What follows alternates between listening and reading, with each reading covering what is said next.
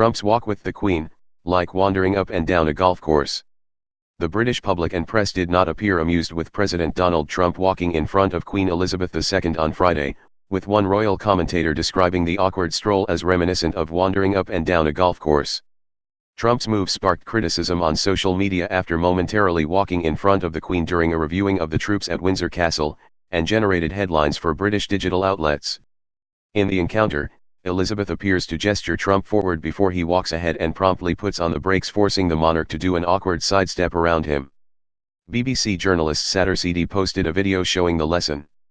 But Trump's move to walk in front of the Queen didn't technically break royal protocol, according to royal commentator Richard Fitzwilliams. That said, Trump still looked like he might as well have been wandering up and down a golf course, Fitzwilliams told CNN. Fitzwilliams said the confusion gave the impression of discoordination, adding, "It proves he, Trump, doesn't bother to rehearse, because he thinks he doesn't need to." News outlets like Express labeled the move a breach of protocol, though, as did the Daily Mail, which said the Queen shooed him out the way. On social media, the reaction was incredulous. Did Donald Trump just walk in front of the Queen?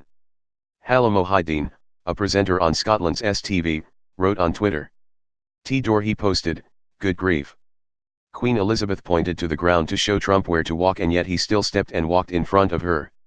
Nonetheless, Trump and First Lady Melania Trump appeared to follow the Queen's lead during the visit. The couple shook her hand, rather than bowing or curtsying, but only after Elizabeth offered her hand first.